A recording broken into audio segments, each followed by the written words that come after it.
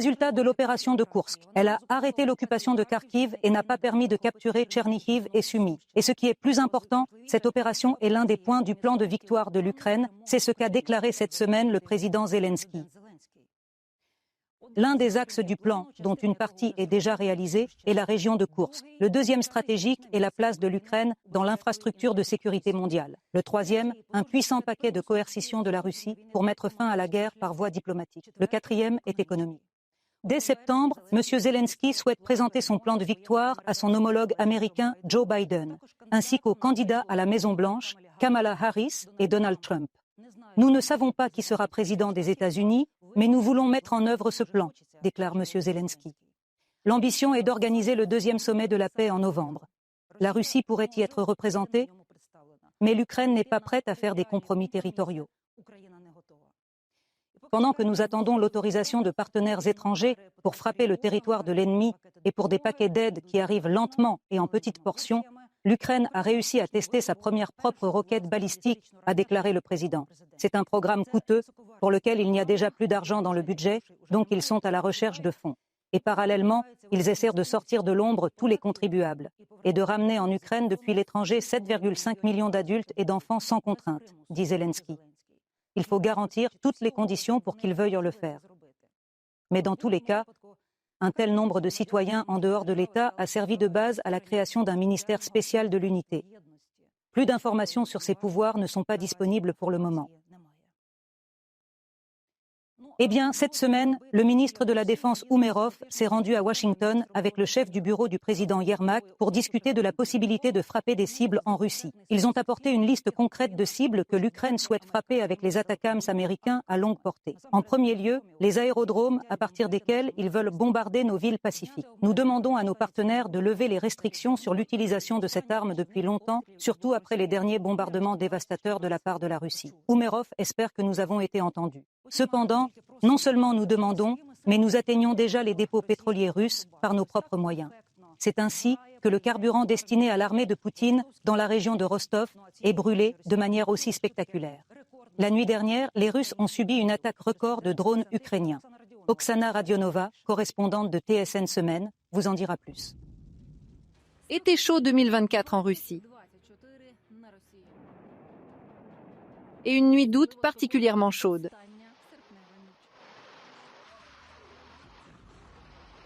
Les drones kamikazes ukrainiens ont attaqué 15 régions à la fois, dont Moscou.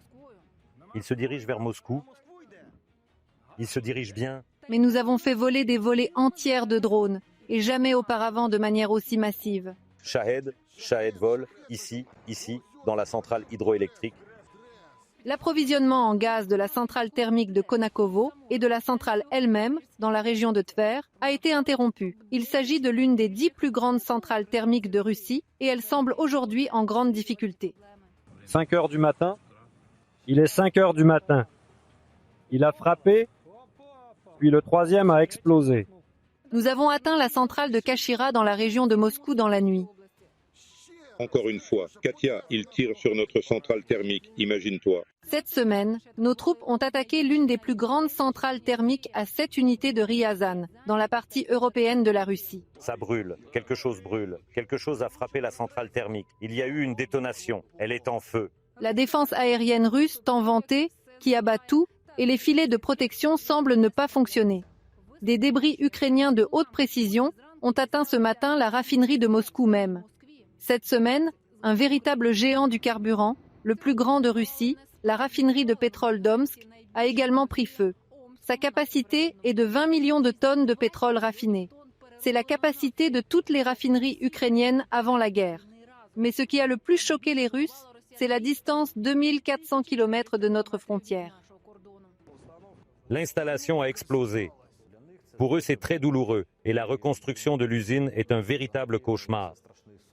La Russie compte environ 30 grandes raffineries et 80 mini, dont les plus importantes se trouvent à Omsk, Ryazan, Volgograd, Tuapse et près de Saint-Pétersbourg. Nous avons commencé à les attaquer systématiquement l'année dernière. Nous avons déjà touché près d'une douzaine d'entre elles. Certaines ont été touchées à plusieurs reprises. Attaquer l'usine et disons-le franchement, la détruire avec des drones est impossible. Ce n'est pas cette arme. Elle n'est pas si puissante, mais on peut, si l'on vise bien, car chaque usine a de tels points faibles. Et donc, si l'on attaque ces points faibles de manière ciblée, on peut vraiment causer des dommages sérieux. Au cours de l'été, nous avons légèrement modifié notre tactique. Nous avons commencé à cibler les dépôts de pétrole. Des dizaines d'entre eux brûlaient dans toute la Russie. Celui de Proletarsk, à 300 km de la région occupée de Donetsk, a brûlé pendant 13 jours, un record. La fumée de l'incendie s'étendait sur plus de 60 km. Des dizaines de réservoirs de carburant ont été détruits jusqu'au sol. Il pourrait y avoir jusqu'à 100 000 tonnes de carburant. Le feu a même atteint des bâtiments résidentiels. Yo, ça chauffe même ici. Depuis mercredi, ils n'ont pas réussi à éteindre le stockage pétrolier Atlas, également dans la région de Rostov. Cet été a été très chaud, mais ce qu'il faut surtout comprendre, c'est que la température doit être maintenue en permanence, car sans carburant et sans lubrifiant, aucun char ne peut rouler. Le pétrole est, en fait, le sang de l'industrie de défense russe, mais aussi de l'argent. Les exportations de produits pétroliers ont chuté de 17% en Russie. Il s'agit de la principale source de revenus en devises de la Russie qui permet aux Russes de poursuivre la guerre en Ukraine. Les Russes sont contraints de vendre des matières premières, ce qui a entraîné une baisse du prix du pétrole sur le marché mondial, au lieu d'une hausse, ce que nos partenaires occidentaux craignaient tant. La pénurie d'essence est ressentie à la fois par l'armée russe et par les civils. Les prix augmentent, le fardeau social aussi. L'État a. Le pays de la pompe à essence a pris des mesures sans précédent pour interdire l'exportation d'essence et de carburant diesel, et cette interdiction a déjà été adoptée à 2 reprises. Alors que nos drones ne parcouraient auparavant que quelques centaines de kilomètres, ils peuvent désormais en parcourir des milliers. Nous avons établi notre premier record le 9 mai. Notre drone a atteint une raffinerie de pétrole en Bachkirie et cette semaine, des drones ukrainiens kamikazes se sont rendus pour la première fois dans la région de Kirov où ils ont atteint des installations de stockage de pétrole. Nous avons causé des milliards de dommages à l'agresseur. Je pense que c'est un travail très efficace. Et pas seulement les dépôts de pétrole, des bases aériennes, des dépôts de munitions et des centres de commandement ont également été visés. Fin août, nous avons même coulé en mer un ferry chargé de carburant. Il ne se passe pas un jour en Russie sans que quelque chose n'explose ou ne brûle. Et cette efficacité s'accroîtra encore tant que nos partenaires occidentaux hésiteront à nous permettre de frapper avec leurs armes des cibles militaires légitimes en Russie. Notre Palianitsia peut prendre le relais. Il s'agit de notre nouvelle méthode de représailles. Et nous savons qu'il sera très difficile pour la Russie de prononcer qu'est-ce qui est arrivé exactement. Palianitsia est un savoir-faire ukrainien. Nous l'avons développé en 1 an et demi. Les principales caractéristiques sont classées. On sait qu'il est équipé d'un turboréacteur. Selon diverses estimations, la vitesse de Palianitsia atteint jusqu'à 800 km. Les caractéristiques tactiques et techniques permettent de surmonter avec succès le système de défense aérienne russe. Il s'agit essentiellement d'un missile drone. Les principales cibles sont les aérodromes militaires. Il peut facilement atteindre jusqu'à 2 douzaines d'entre eux. Et compte tenu de la mise au point annoncée d'un missile balistique ukrainien, le nombre de frappes sur des cibles militaires au fin fond de l'arrière-pays russe augmentera de manière exponentielle.